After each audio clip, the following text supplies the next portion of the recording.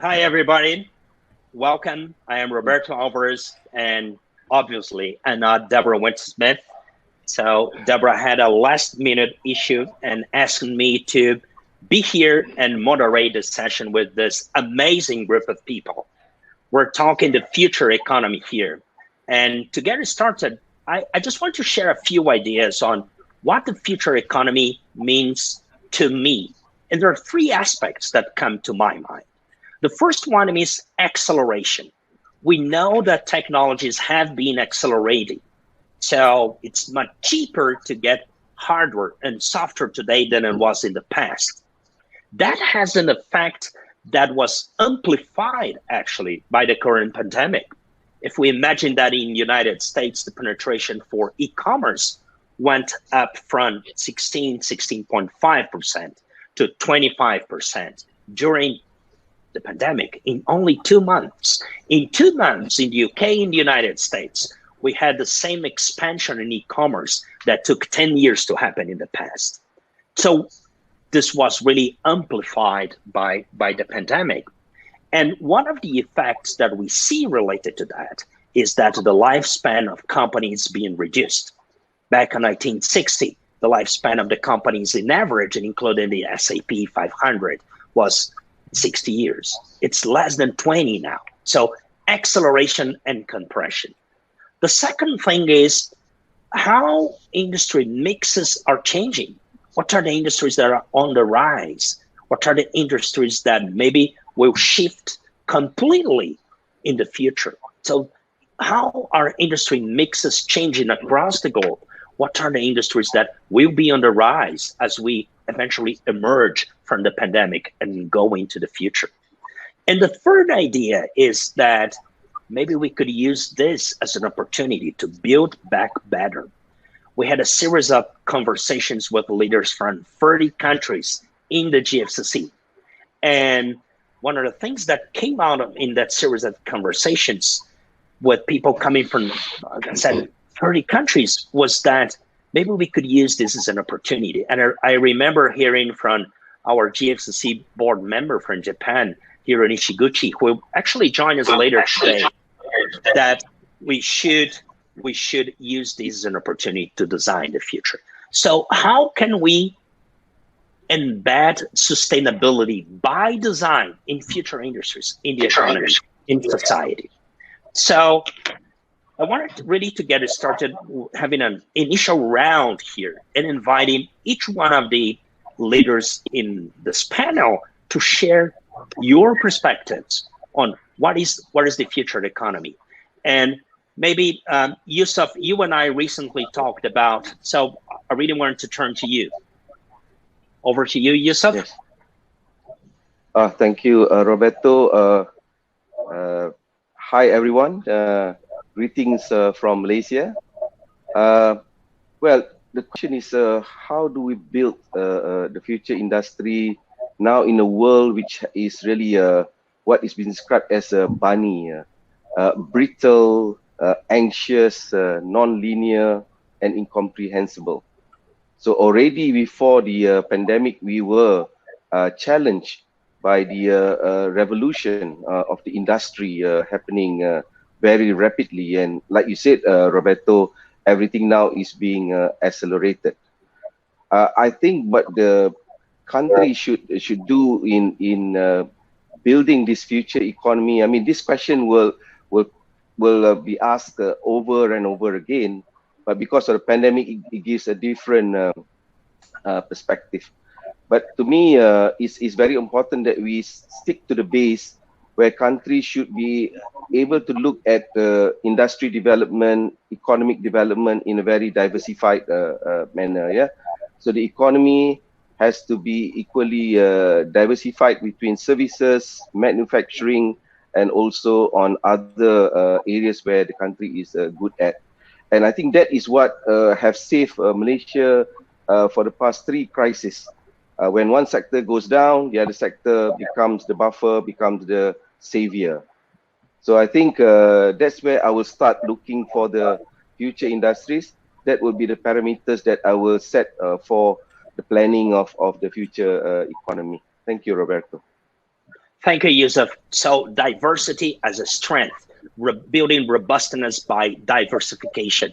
Let's say pooling the risk on the one hand, but also building different types of capabilities. I think that's an amazing cue to invite you, Pradeep, to jump into the conversation. You had amazing positions at like different levels of government in Australia. You are now one of the key leaders working for Deloitte, thinking about economic growth and economic strategies. So what's your take on the future economy?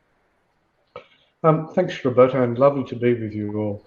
I want to come at this slightly differently. One of the things from an economic point of view, thinking about the future, is compared to the past, we now need to think about growth and distribution in the same sentence. I think there has been a crisis of some sorts in the systems of growth and our economies, where people have, in reality or perceived, felt they've been left behind. And that has started to generate all sorts of perverse outcomes when we think about sustainability of economic systems. So the first point I want to make is, as we think about, building back better, can we think about an inclusiveness of our growth strategy?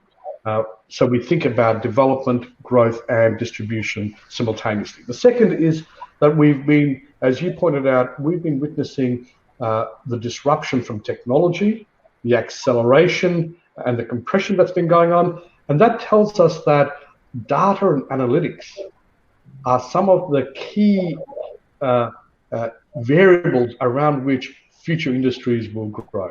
And so to the extent that we can lower the transaction costs associated with data flows, to the extent we can build the infrastructure that facilitates analytics and the use of it, and I know we'll talk about some industries like space later, this is going to be important for building sustainability going forward. And the third area that I thought I'd raise is, if we think about industries that will grow, they'll involve industries which we would loosely say of the heart: personal services, health, aged care.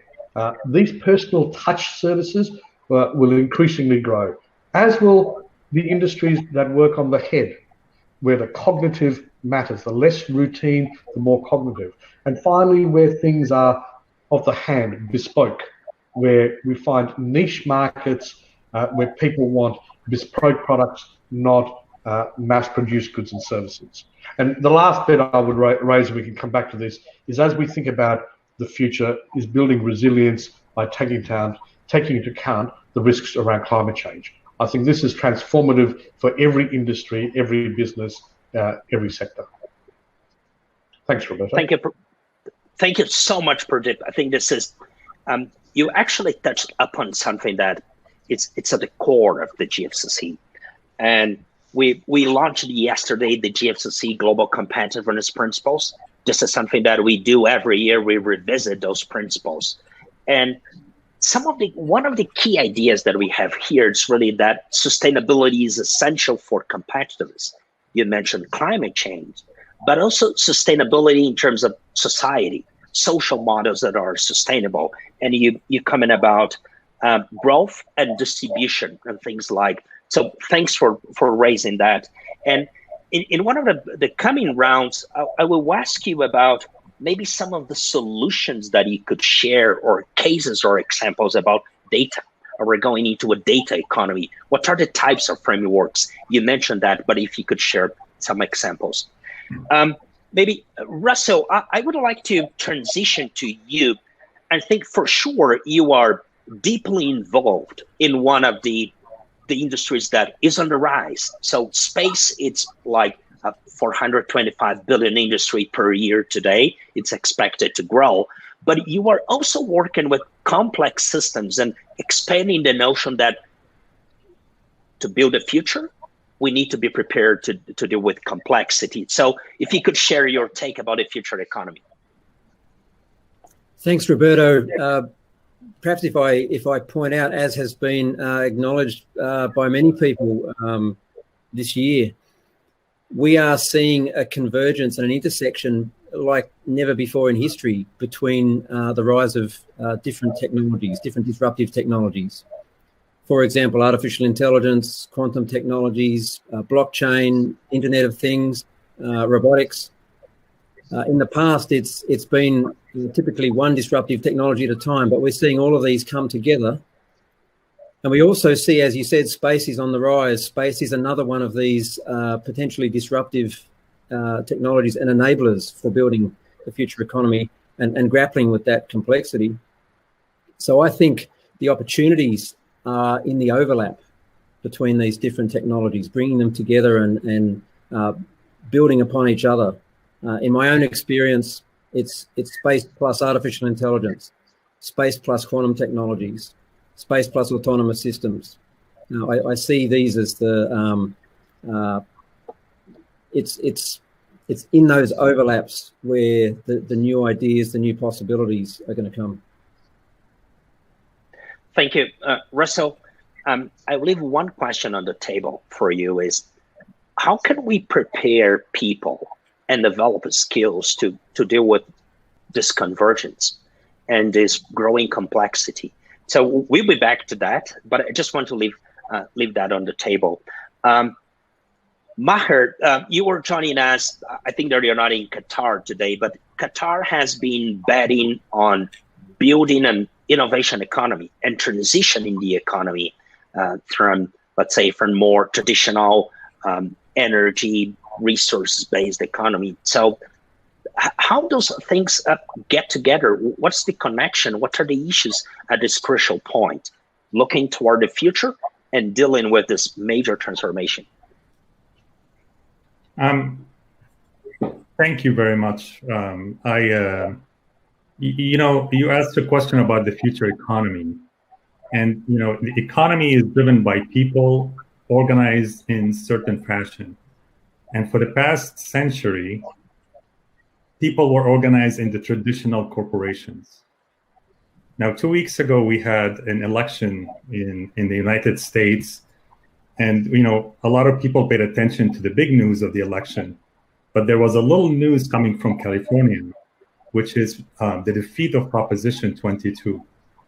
And what that meant is that the people of California spoke in favor of a new way of organizing principles for people contributing the economy.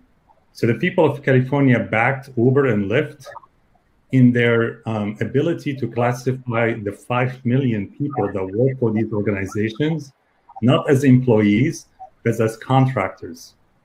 What that means is that an organization like Uber, with 25,000 people, is now able to manage resources of 5 million in a way that is very different from how corporations have traditionally organized themselves. That means no middle management. That means different way to think about HR. That means different way to think about people retiring. That means that people plus algorithms plus AI have a better ability to control and organize mass amount of people in a non-traditional fashion than it has happened in the past century. And I think the future economy is going to be dependent on the way we organize ourselves along these principles. So we're seeing the rise of new types of organizational models, new ways to organize, not just a change in work, but a change in the way in how organizations are set up.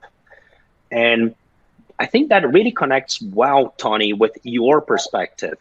So like in manufacturing, but beyond that, on how companies, supply chains are organized and how they're likely to be organized in order to mitigate risk or going into the future. So over to you, Tony. So, thank you, Roberto, and good morning, everybody. Certainly one of the themes that's come out of this COVID experience is resilience at the economic level, national level, and at its most fundamental, I think, at the logistics level, the supply chain level. And even data, the way we structure information systems, it is moved, the criticality is not largely in the data itself, but very much so in how we get the data from one place to another, which could be viewed as a logistics problem, though, the way we transport it, the way we store that information, things like edge computing. Certainly, the things that, my perspective, that lead to the resilience, the ability to innovate and the ability to apply that innovation and to adapt in the system. And fundamental to those two quantities is some level of whether it's expressed as diversification, that complexity, some level of complexity. And certainly, I think there's a theme, all the wonderful things that have occurred in artificial intelligence in this second wave of artificial intelligence are truly fantastic, but actually statistically based and unable to adapt to circumstance. So the third generation of artificial intelligence is based around a concept DARPA term is contextual adaptation. So taking that kind of basic concepts, how do we design the new systems? How do we design them, as some of the previous speakers said, more fully comprehensive of their potential need to adapt? And to what degree can we now, with the technologies we have, the tools at our fingertips, rethink and redesign those systems, not just for getting something efficiently from A to B, but all of the other consequences that embrace that complexity in the design, and particularly with the view of adaptation. Thank you, Tony. So once again, you highlighted that, let's say, resilience as a key attribute, but this notion that things are not static. So organizations and economies and supply chains need to be adaptable, right? And we need solutions for that. What I want to throw to you is really a question on how could we address some of the things that you mentioned? How could we work with better data infrastructures per deep? How could we build diversification use of? What are some of the examples, Tony, that you would have in mind about adaptability and how to build that by design? And Bahar, when you think about the future, and you mentioned new types of organizations, new organizational models, what are some of the best examples or cases that you've seen in which, like, countries or regions are leveraging those new models to build a future economy? And Russell, how can we think about training people to deal with the complexity that you mentioned? So I just really want to open to you and ask this question about the hows. So anyone that would like to share an idea about the how, that would be great. So, maybe Pradeep, you'd like to go first? Sure. Thank you, Roberto. You know what I find quite interesting about this, and just one aspect of it is this, that in the past we viewed supply chains as just points of transaction. But I think increasingly we are going to start to see supply chains as part of ecosystems. And I think moving to that concept, that mindset shift, will start to make us think differently about dynamics and where value is derived. So, we have this rise of platform technologies, but one of the things that always puzzles me is when we have non-rivalrous goods. So my consumption of the good does in no way affect your consumption of the good. How do we start to think about value then from a business model perspective going forward? So I think there are some really interesting developments in the in the future that we're building, and I think we've got to think about policy instruments and infrastructure that facilitates ecosystem dynamics more than anything else. Thank you, Pradeep. Russell, maybe would you like to share something about skills, how to prepare people, because something that you mentioned in your previous interaction? Thanks, Roberto. It's quite clear that the future workforce attributes include not just technical skills, although that is going to be necessary. They include cognitive skills, high-level thinking skills, ability to grapple with complex situations, and also leadership skills. the best way to create those skills in our future workforce and leaders is to immerse them now as young people in exactly that. And from my own experience, if I think about what inspires young people, well, traditionally there's two areas, space and dinosaurs. Dinosaurs are not going to help us with the future economy, but space certainly can. Space is a very complex enabling domain.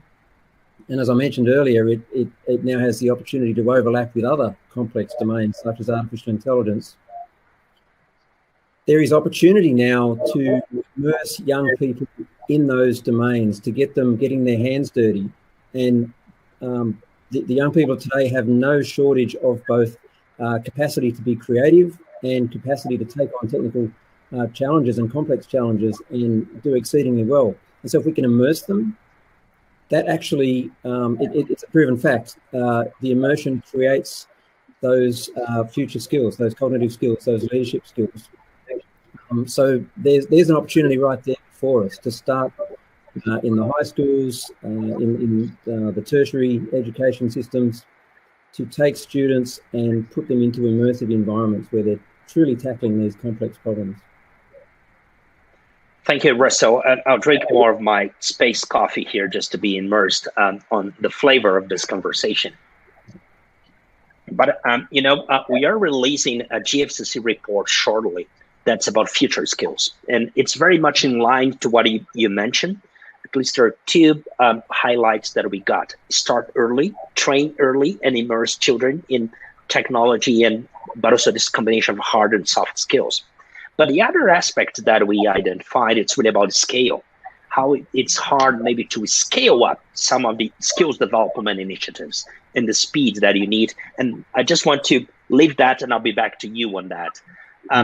But Yusuf, you talked about diversification, and MITE in Malaysia has been working to foresee the future across industries, but also to deploy concrete initiatives in policy and industry to build that future. So what are some of the concrete examples to address the things that we talked here that you maybe you could share with our audience? Right. First of all, I think the challenge on future economies, people who plan for the future of their economy will need three sets of eyes. One set is to look at the current situation, how you can overcome issues that is related to the pandemic. Second set of eyes will be to look at the future, as you mentioned. That's what we do here in MITE. But there is another set of eye that actually needs to look around, because I think the most important thing in building this new future is partnerships. And this has become a very important ingredient for success. When you talk, when you look at some of these new emerging sector, there are some sectors that just doesn't go away because of the social requirements. Construction, for example, agriculture is another, and we can give other examples in your countries. But I believe that in construction, for example, I mean, the innovation and technology is simply lagging, 40, 50 years behind. And this is something that is very critical for a country's development. So we have to find the right formula to get the technology, the innovation into this kind of sector, so that they can contribute much more to these to the economy. So I saw in Malaysia, the construction industry is now applying drones for aerial view, capturing data and using of this data. Rightly, I mean, the construction sector is saying that we will adopt the technology if that you can see the value of it. New technologies, robotics, and others, if there are value in it. So that the value capture must be very, very key. But I think the partnerships is occurring at different levels of the economy, in the firms, young people, and the senior people has to come together to create an innovative environment in their companies. When we talk at the government level, private sector, policymakers, academicians have to come together for that kind of partnerships. And then recently, just about a day or two ago, is announced about the regional comprehensive economic partnerships in the Asia Pacific region. So this is another way of looking at how the future economy is not going to be just within one country, but how we treat other countries to develop equally with us, a win-win kind of a partnership. So looking at the future, I think many have been mentioned by our panelists. You talk about digitalization, you talk about data analytics, you talk about new areas like space. These are going to be prioritized according to the country's strengths and weaknesses. But again, the pandemic has shown that digitalization will be the mainstay, will be a very key attribute in the economy, Roberto. Thank you, Yusuf. And my takeaways from what you just said, it's really, first, there is a concrete reality today.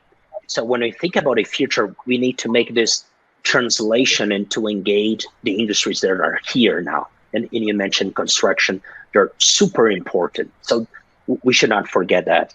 And the other one, what was actually one of the key themes that Deborah, Chad Holliday, the ambassador, various people explored yesterday when we talked about vaccines is this notion of partnerships across nations, but very importantly, across generations. You just said that. So I loved that perspective.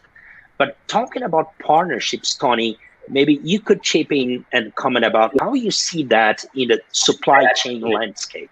We just got a question here about how to engage SMEs, a question from our audience. And please, if you are attending, if you're watching, share your questions. We'll pull your questions here. So Tony, how can we build those different types of partnerships across supply chains in order to build resilience, as you said? It's a wonderful question, Roberto, and one of these wicked problems. You noted before that the longevity of companies now is historically getting smaller. We went through a period in the early tech startup days of having very strongly disruptive technologies, disruptive areas. Clayton Christensen's book about the innovator's dilemma. And but one of the things that's happened since then is that the criticality of innovation has been absorbed by all companies, big and small. And so the challenge that appears to be occurring from some Harvard Business Review work I was reading recently is that there's a challenge in the small to medium enterprise community in that they get stuck in their growth rate. And then, as you've noted, the companies tend to exist for a short period of time. So how to get out of that dilemma? And I think the answer, again, it comes back to my mind, is this fundamental issue of embracing complexity, and the consequences of that is partnering. How do you actually innovate? The two ways to keep innovating is I think, you get a shock, and we've just gone through a shock, the COVID-19 shock. I think the famous equivalent in the US, I guess, was Sputnik. An innovative shock. Or you actually you rely on what Mohammed actually pointed out beautifully before from Malaysia. You have a complexity internal to your economy and your innovation system that allows you to innovate and adapt rapidly. And I think we're going to see that sort of a capacity to partner, to innovate, to survive, reflected in the supply chains. In my model of the world, it comes down to embracing complexity, diversity, and that leads naturally to partnering, and it leads to resilience. I think in the future economy, picking up on Russell's point, I'm not sure that at least in our country we are sufficiently adept at reflecting that complexity down through our innovation system and our training systems. If you look at Australia's complexity index, for example, it's actually dropping. It's not getting higher, whereas you look at our partners, in the region worldwide. Many of them are increasing their complexity, as Yusuf pointed out, and becoming to adapt and be resilient. So do we need to look at ways of introducing that partnering much further down in the innovation chain, so that it becomes a natural thing by the time you get to the supply chains? So, space, Russell and I are both passionate about space and artificial intelligence, but neither of us, I think, are passionate about space for the sake of space. We're passionate about space as an integrating theme. Why, you're asking the hard question, why is we a nation there? What are we trying to achieve? And once you do that, you reach out to a whole pile of skills and partners and complexity that you otherwise wouldn't. So I think, for me, a lot of that partnering really comes down to an underlying issue of embracing the complexity that's needed under normal circumstances to adapt and survive. Thank you, Tony. So maybe, Russell, if you could briefly comment, why space? Just building on what Tony said, why is space important for the future? And then I'll transition to you, Maher, maybe to give to comment about how we can engage entrepreneurs in this whole conversation, including the policy conversation. Roberto, thanks. I'll give you two answers. Firstly, space is part of the fabric of everything that we do. There's almost nothing that happens terrestrially that is not somehow touched by space and enabled by space. So all of the downstream parts of our economies and our society will benefit from improved access to space-based technologies.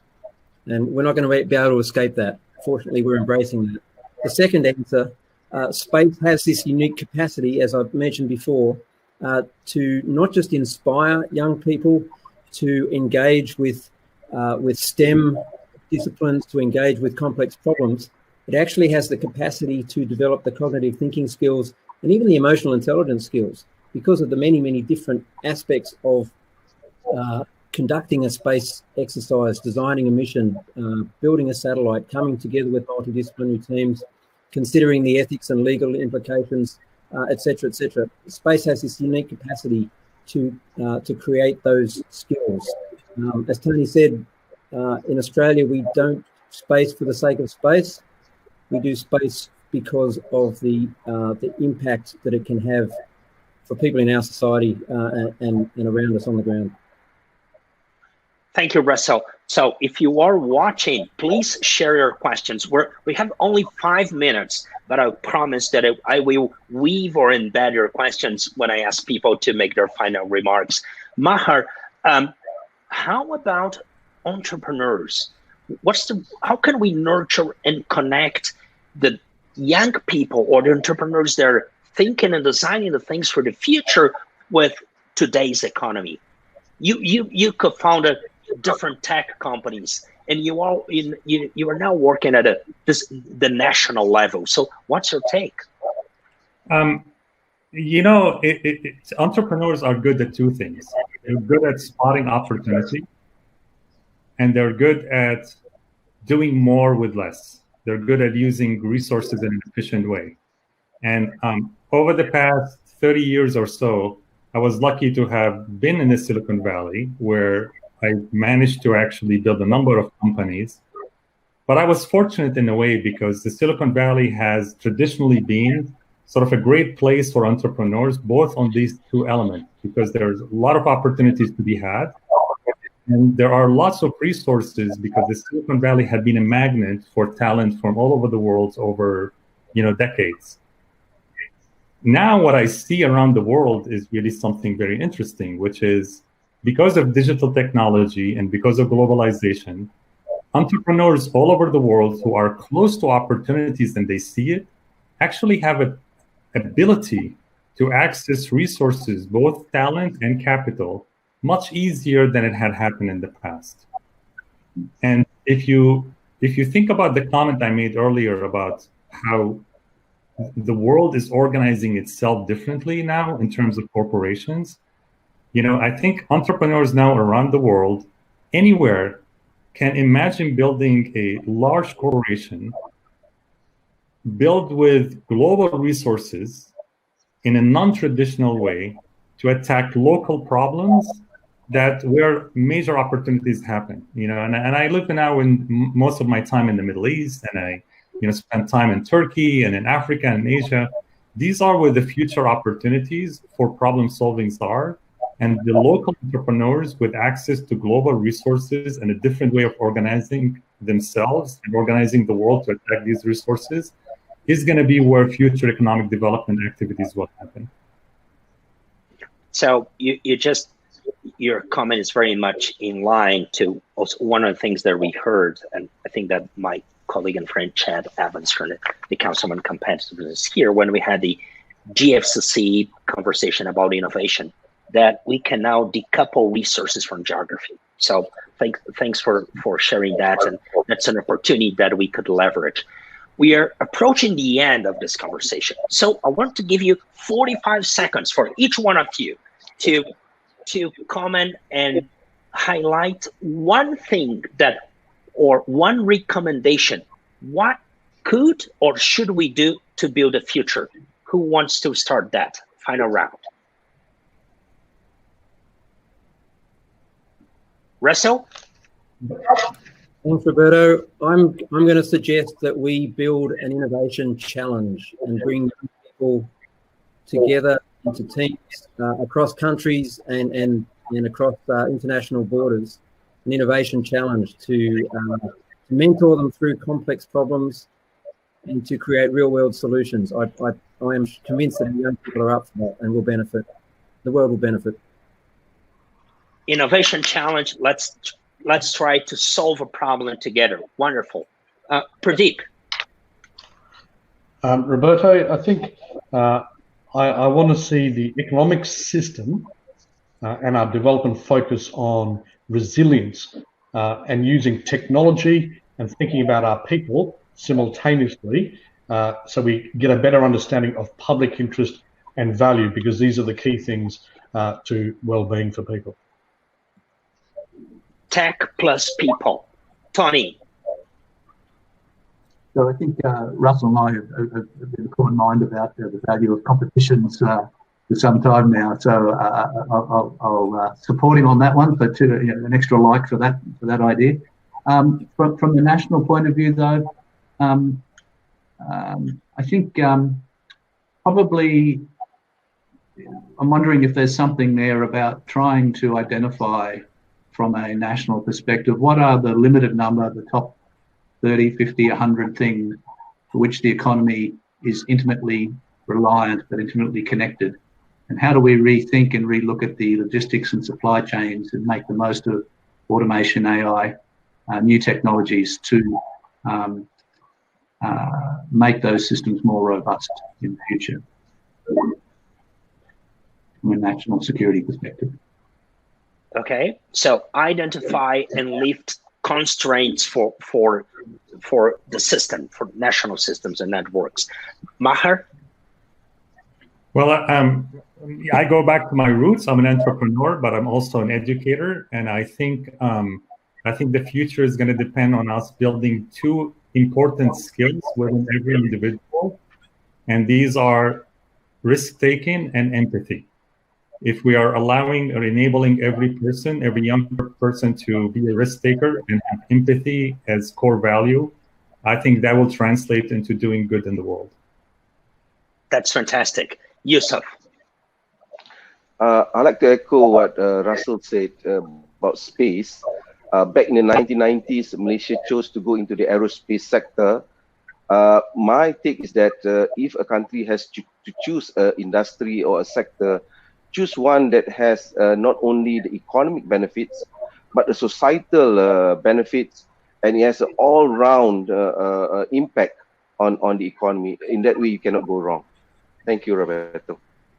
Make big bets and in order to cause impact. Thank you so much, Yusuf. My takeaway from what I heard from you about bundling technology and people, the economy, in some way what Pradeep said about inequality and addressing that is leave no one behind.